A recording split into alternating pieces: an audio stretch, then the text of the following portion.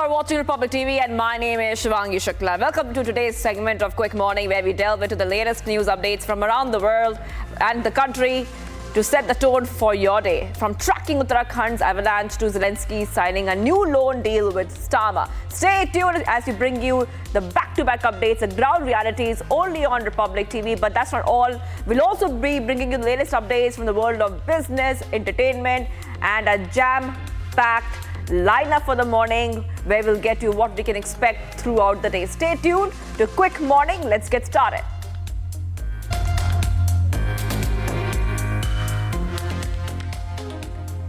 "50 workers have been pulled out of snow from the site of an avalanche at BRO camp in the Mana village in Uttarakhand's Chamoli district, but 4 of them died on Saturday. The avalanche hit the Border Roads Organization camp between Mana and Badrinath between 5:30 a.m. on Friday, burying 55 workers inside 8 containers in a shed.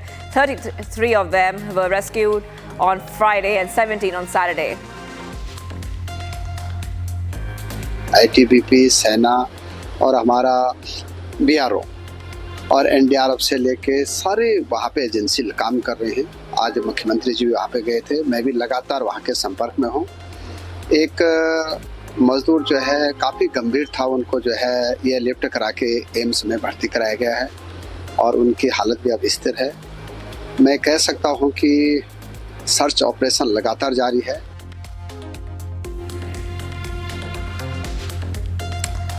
The BJP government in Delhi focusing on the rejuvenation of the Yamuna, and the plans are afoot to start a cruise service in the river between Sonia Vihar and Jagatpur for tourism purposes. Under the plan, a 6-kilometer stretch of the Yamuna is to be developed from Wazirabad barrage to Jagatpur for cruise operations for tourists. Delhi Tourism Development issued a request for quotation on Friday for engaging a suitable operator to run the 2 solar or electric battery-powered cruises on the identified river stretch. AIDMK national spokesperson Kovai Satyan on Saturday says that the BJP's decision to boycott the all-party meeting on delimitation impact on Tamil Nadu will not send a good or right signal. He also alleged secret understandings between the BJP and the DMK. This comes after Tamil Nadu BJP and Chief K. Annamalai informed Chief Minister M.K. Stalin in a letter that his party will boycott all these party meetings convened on March 5th. Annamalai accused Stalin of having misconstrued the delimitation exercise and of spreading imaginary fears and deliberately lying about it. BJP not participating will not send a good signal or the right signal. If Amit Shah had given an assurance that the number of seats for Tamil Nadu shall not come down and Tamil Nadu shall not be affected by delimitation, the same should be reiterated in the all-party meeting so that people would get the confidence. By refraining from participating in that meeting clearly indicates that either BJP is playing into the hands of DMK to build their political narrative, both are in hand and glove. That's what is turning out to be. We have been saying both have a secret understanding. AIMM Chief Sudhin Owaisi has questioned the widespread media narrative surrounding temple demolition, citing historical instances to argue that rulers across different dynasties used religion as a tool for political expansion rather than faith-based destruction. Dismissing demands for him to comment on the Mughal era, Owaisi says that the emperors had no religion and they only used religion to expand their rule. He also took a dig at the BJP, challenging the party's stance on Maratha leader Chhatrapati Sambhaji Maharaj. मेरे को क्या करना है मुगलों से? उन्होंने क्या मेरे अब्बा थे, नाना थे? कुछ भी नहीं थे, बादशाह थे। बादशाहों को कोई मजहब नहीं होता। याद रखो, बादशाहों का कोई मजहब नहीं होता। बादशाह मजहब को इस्तेमाल करके अपनी हुकूमत को बढ़ाता। Haryana Chief Minister Saini has now taken strict action in his response to the Haryana board paper leak, emphasizing a zero-tolerance policy against such misconduct. Addressing the media, CM Stalin stated that an FIR has been lodged against multiple individuals, including invigilators, students and outsiders, as part of the ongoing investigation. The government has suspended 4 government school invigilators, along with 1 private school invigilator. इस बात को हमने गंभीरता से लिया है। आज इसको लेकर के हमने बैठक में उच्च अधिकारियों में बैठ करके चर्चा की है। सभी डीसीस एसपीस को भी इसके लिए निर्देशित किया है। सरकारी स्कूलों के 4 इन्विजिलेटर्स और प्राइवेट स्कूल के एक इन्विजिलेटर्स के खिलाफ FIR दर्ज कराई है। Himachal Pradesh's leader of opposition, Jairam Thakur, has slammed the state government's decision to use temple offerings for government departments, calling it controversial and ridiculous, accusing the Congress-led government of hypocrisy, alleging that while the leaders criticize Sanatan Dharma, they are now utilizing temple donations for administrative expenses. हम इस बात से सहमत हैं कि हिमाचल प्रदेश में आर्थिक संकट है, लेकिन उसके बावजूद क्या ये सत्य नहीं है कि कांग्रेस पार्टी के राष्ट्रीय नेता, प्रदेश के मुख्यमंत्री, ये सब लोग सनातन के खिलाफ खुलेआम बोलते रहे। एक तरफ से आप सनातन के खिलाफ बोले जा रहे हैं, दूसरी तरफ आप सनातन के तहत जो श्रद्धालुओं ने मंदिर में चढ़ावा दिया है श्रद्धा के हिसाब से, उसको ही आप नोटिफिकेशन के माध्यम से वो सरकार के डिपार्टमेंट को चलाने के लिए कर रहे हैं। After 8 days of relentless rescue operations, Telangana Minister Krishna Rao confirmed that the whereabouts of the 4 trapped workers in the collapsed SLBC tunnel have been located. Efforts to bring them to safety are ongoing as rescue teams are navigating the challenging conditions inside the tunnel. Meanwhile, incident has triggered political backlashes, with the BJP MLA AM Reddy holding the state government accountable. सारे paramilitary और rescue team के लिए जितने भी यहाँ पर ज़रूरत है, सारी टीम यहाँ पर भेजा है। सारे लोग यहाँ पर तकरीबन 8 दिन से काम कर रहे हैं। कल जियोलॉजिकल सर्वे ऑफ इंडिया यहाँ पर जाकर वो एक जगह 4 और दूसरे जगह 4 बॉडीज को आइडेंटिफाई किया है। वो तो अभी मुझे ऑफिसर्स ने बताया है, उसको निकालने के लिए और सारे टीम काम कर रही है। लेकिन वहाँ पर कीचड़ और पानी रहने से डी वाटरिंग करना बहुत इशू हुआ है। फिर भी हमारे लोग डे एंड नाइट काम कर रहे हैं। Maharashtra CM Devendra Fadnavis on Saturday advocated a zero-tolerance policy on drugs and warned that policemen found illegally involved in narcotics cases would be dismissed. Addressing the senior police officers conference, he expressed deep concerns about the rising drug problem and called for the maximum use of technology, including artificial intelligence, in daily police work. The CM says that a cop is found to be involved in the drug trade, the individual would be dismissed without suspension. TMC on Saturday evening protested against the Students' Federation of India, the student wing of the Communist Party of India, alleging that they attacked West Bengal Education Minister Bharatiya Basu. The TMC accused the SFI of attacking Basu at Jagatpur University, where he had come to attend an annual meeting of the West Bengal College and University Professors Association. आज Jadavpur university में एक शिक्षक का conclave था और वहाँ पे हमारे जो राज्य के शिक्षा मंत्री हैं उनके साथ जादवपुर यूनिवर्सिटी एसएफआई के स्टूडेंट ने बहुत बुरा बर्ताव किया, गाली गलौज की, उनको प्रहार किया उन पे। हम लोग धिक्कार, हम लोग यहाँ पे we are here to condemn this and we want to say that democracy should prevail. और ये ममता बनर्जी उनका शासनकाल है, हम लोग बहुत सेंसिटिविटी और सेंसिबिलिटी के साथ हैंडल करते हैं, but they shouldn't take our sensitivity और sensibility to be our weakness. Getting you all the business stories from India's economic landscape, from IMF's report on India's GDP growth to Skype announcing a shutdown in May 2025. Stay tuned as we delve into the key highlights shaping the business world today. IMF reported that India is set to retain its position as the world's fastest growing major economy. The projected GDP growth of 6.5% in 2025 to 2026, a forecast driven by strong private investment and macroeconomic stability, emphasizes India's economic resilience despite global uncertainties. While India's growth momentum remains strong, the IMF emphasized a need for comprehensive structural reforms to sustain long-term expansions.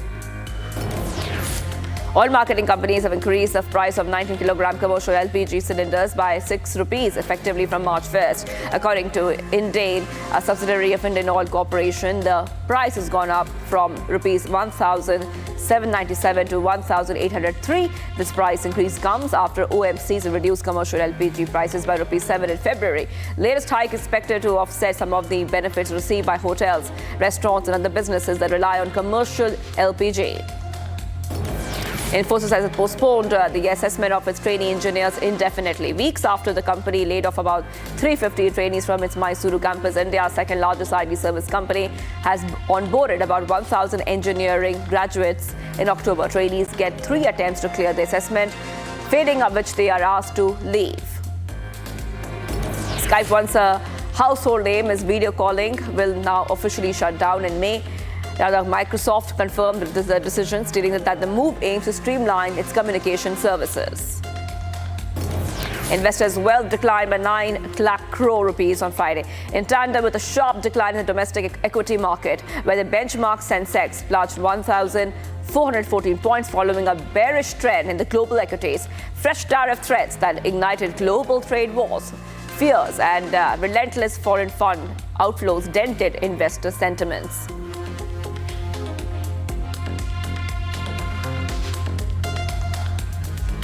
And let's get you all the international stories we're tracking right now. We'll delve into the significant developments from across the world, from Zelensky signing a new loan deal with Starmer to a fatal bus crash, leaving 37 people dead in Bolivia. Stay tuned as we unravel all the stories shaping the global landscape.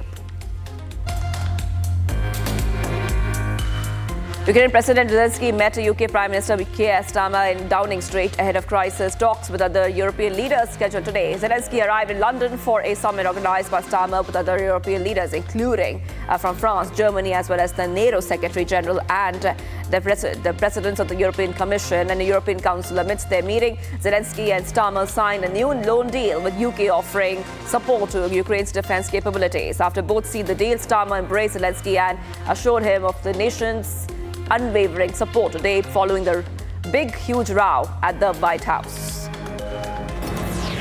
Tens of thousands of people joined the protesting students in Serbia amid calling for justice after a roof collapse tragedy took lives of dozens. Almost daily protests since November have been the biggest gatherings in the years, drawing tens of thousands of people and rattling President Alexander Vucic's firm grip on power.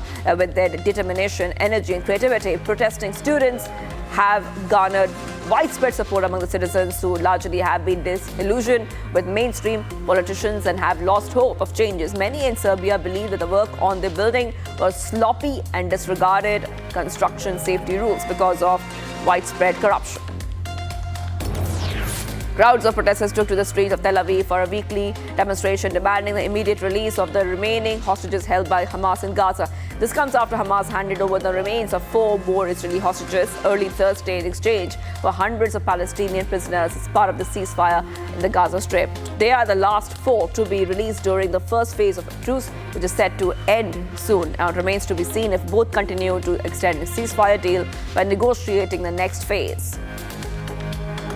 What I would like to happen is that President Trump will put his full influence on both sides and that all the hostages will come back and that there will be a long-lasting ceasefire and a movement towards some sort of peace agreement, and hopefully that Hamas will no longer be in Gaza. 2 people died and 3 were injured after heavy rains triggered floods. A river overflowed in southern Ecuador. According to reports, about 10 houses were destroyed, affecting 40 people, while 60 homes were flooded. As a result of the havoc, rescuers carried out immediate evacuations. Namibia's founding president has stirred the country to freedom from apartheid. South Africa was laid to rest in the country's heroes' cemetery. Mourners from all corners of the country gathered to pay their final tributes to a man they knew as their founding father, an anti-apartheid activist who served 3 terms as president from 1990 to 2005. He died at the age of 95 after spending 3 weeks at a hospital. Sam Nujoma is a name. He's an epitome of the struggle for the liberation of an African person. The African person in this context, Namibia, he is one of the few who stood up long in the 50s. At least 37 people died and another 39 were injured, and 2 buses collided on a rural roadway in southwest Bolivia. One of the buses were heading to Oruro, where one of the important carnival celebrations in Latin America is currently taking place. Soon after the incident, Police officers arrived at the spot and removed survivors from the steel wreckage. As probe continues in the incident, authorities are investigating the cause of the accident which has taken place. Dozens of faithful gathered under the statue of John Paul II at the hospital in Rome to pray for Pope Francis' health.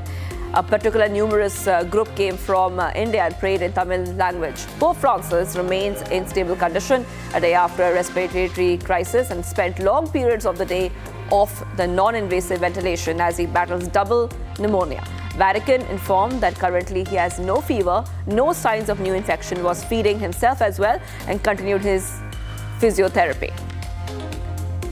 Knowing the situation of the Holy Father for the last 2 weeks, together with him we too have been suffering because the head of the church, people all over the world have been praying for him. And we too, particularly people here in Rome, especially priests, religious and the laity, and all the people of goodwill have been praying for his speedy recovery. The FedEx cargo plane made an emergency landing at a busy New Jersey airport after a bird strike caused an engine fire that could be seen in the morning sky. The plane landed around the airport during the emergency. There were no reported injuries and the fire on the cargo plane was soon contained to the engine.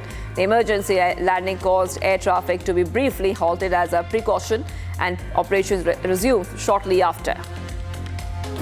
4 people are dead after a tropical storm packing fierce winds and torrential rains thumped their French Indian Ocean island of Reunion. Residents were ordered to stay at home as tropical cyclone has brought heavy rain and winds causing floods, power cuts and damage to buildings. Authorities lifted the purple cyclone warning, allowing rescue services to begin in full swing.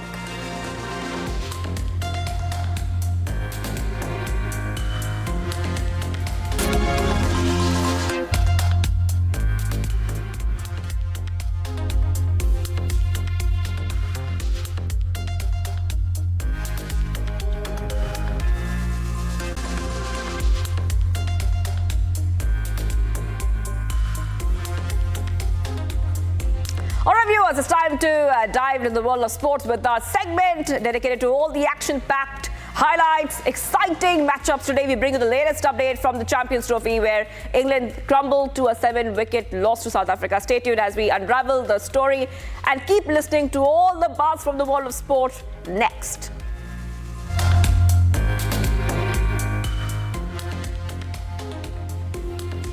England captain Jos Buttler was at a loss for words as the side crumbled to a 7-wicket loss to South Africa, describing their dismal batting performance as a story of her side. As ended their Champions Trophy campaign winless, it was a disappointing end to Butler's ODI captaincy as England slumped to 179 all out, the lowest total of this edition so far after he opted to bat. South Africa overhauled the target just 21.1 overs. Rassie van der Dussen and Henrik Klaassen have now smashed commanding 50s after a superb show by the bowlers, led by Marco Jansen. And South Africa secured their place in the Champions Trophy semi-finals after hammering a struggling England by 7 wickets in the last Group B match. South Africa first dismissed England for just 179 before comfortably chasing down target with 20.5 overs to spare. South Africa captain Temba Bavuma and opener Tony Zorzi was rested for the match against England at the National Stadium in Karachi. In Bavuma's absence, Aiden Makram led the side during the toss presentation. The all-rounder revealed that both Bavuma and Zorzi are dealing with illness, and ahead of the semi-final, the team management decided to give them a break in order to recover. New Zealand batter Glenn Phillips played down any talks of India getting an advantage by playing all their Champions Trophy matches in Dubai, saying that the Kiwis have no excuse mindset and are ready to tackle an incredibly strong opponent, New Zealand, who have so far played all their Group A matches in Pakistan, will play their first game in Dubai against India. Former India captain and coach Rahul Dravid hoped artificial intelligence would be able to predict injuries to players in future, but also warned against overuse and dependency on technology in cricket. Dravid said that predicting injuries to players is something that has not been done so far, despite advancement of technology. Virat Kohli is set to play his 300th ODI in New Zealand. All-rounder Glenn Phillips said that Indian batting icon's legacy will now shine through the years while inspiring generations of young cricketers. Kohli will become the 7th Indian player to achieve the feat after Sachin Tendulkar's MS Dhoni, Rahul Dravid, Mohammad Azharuddin, Saurav Ganguly and Yuvraj Singh. Vidarbha batter Karun Nair has continued his golden touch in the domestic season as he slammed a century in the all-important final against Kerala. Nair, who is on a run-scoring spree in domestic circuit, hit his 9th ton in the domestic season as he helped Vidarbha end the 4th day in command of the final at the Vidarbha Cricket Association Stadium, Nagpur. Nair went unbeaten on 132 alongside captain and wicketkeeper Akshay Vadkar with Vidarbha on 249 for 4, leading Kerala by 286 runs at the end of the 4th day. South Africa became the 4th and final team to qualify for the knockout stages of the ongoing Champions Trophy. The Proteas took on England in their final group stage game. Both sides locked horns at the National Stadium in Karachi on March 1st. It's safe to say that South Africa managed to register a comfortable win though. Klassen 64-run knock saw the star batter etch his name in the elite list, becoming the 4th player to score 5 consecutive 50-plus scorer for South Africa in the ODIs.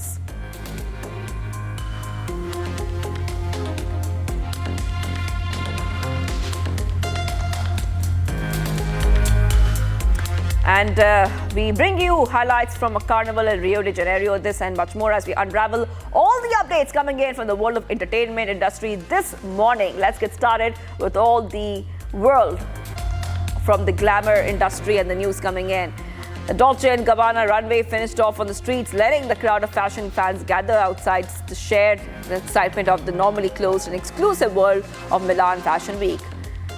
We see that there was a lot of music as the models spun to the soundtrack DJ set outside the brand's Metropole Theatre.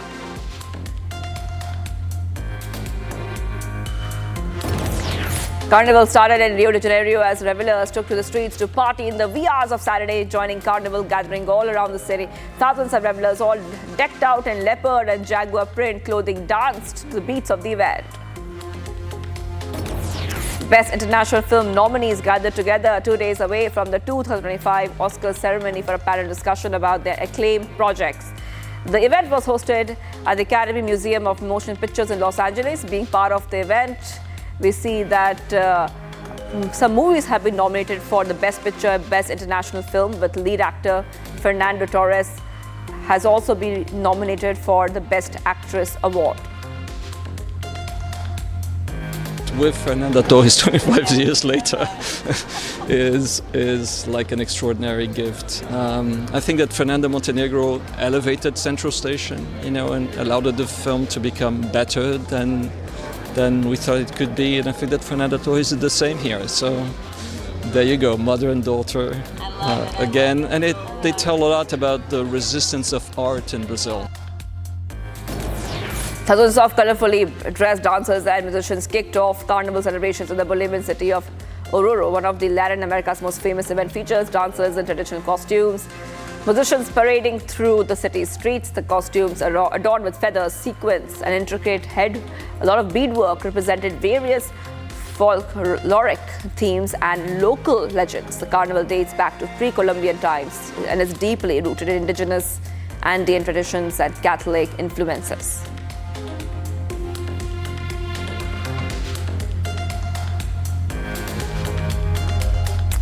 That's all we have on Quick Morning, but do not go anywhere. We'll be right back with much more, all the news coming in from across the country, across the globe, just here on Republic TV. Stay tuned.